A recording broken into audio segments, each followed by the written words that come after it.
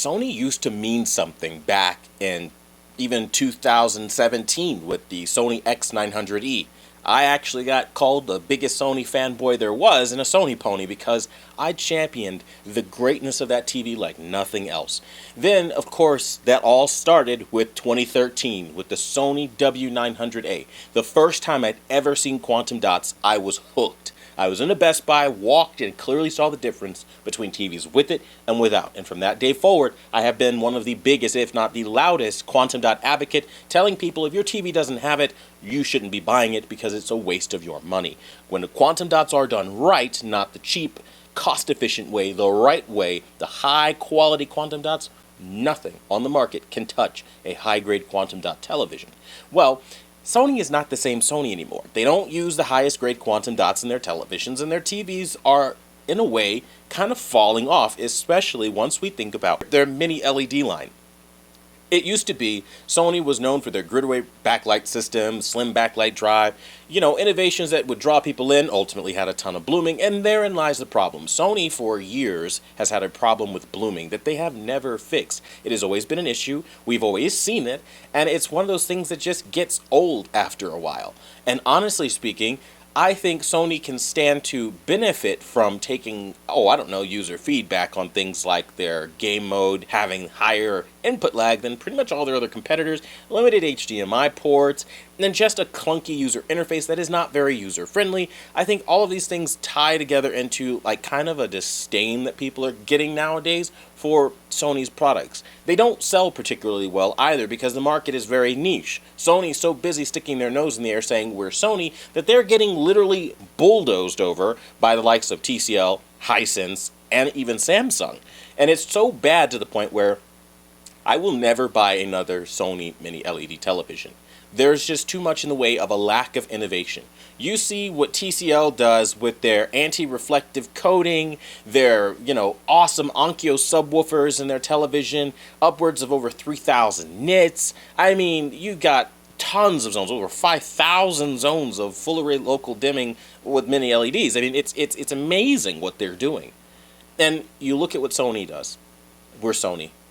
We have Triluminous Max, Triluminous Pro Max, Triluminous Ultimate Mega Max. Stop with the monikers and make quality again is what I'd say to Sony. Their motion has been terrible for years. Their colors have been not really good in the way that they don't compete very well when you look at a Hisense's color throw versus a Sony's. Sony falls off very quickly.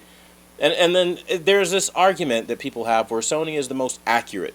As long as you keep telling them that, they aren't going to fix anything. They're going to keep saying that we're Sony and we have accurate colors. I have never seen the out-of-the-box picture quality that a Sony offers at the master calibrated level look realistic in the real world. Everything is blue, everything is hazy, and everything is jaundicely dead. What's the point?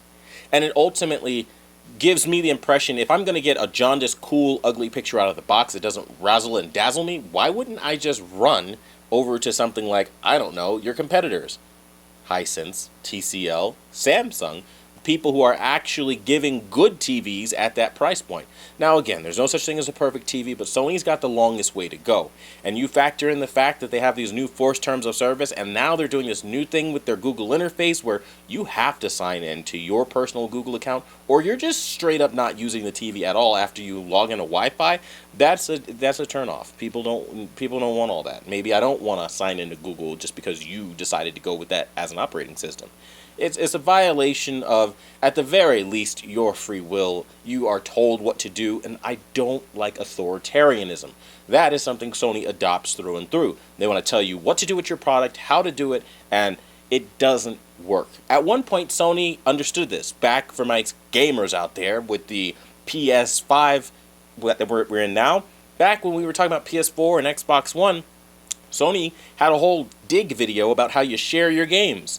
You just share them. Well, it's the same concept of people liking freedom that existed then, existing now on the TVs. People just want to log in. They just want to watch their TV, enjoy their content, get in their games without you forcing them to read a whole legal note, okay? We aren't on The View.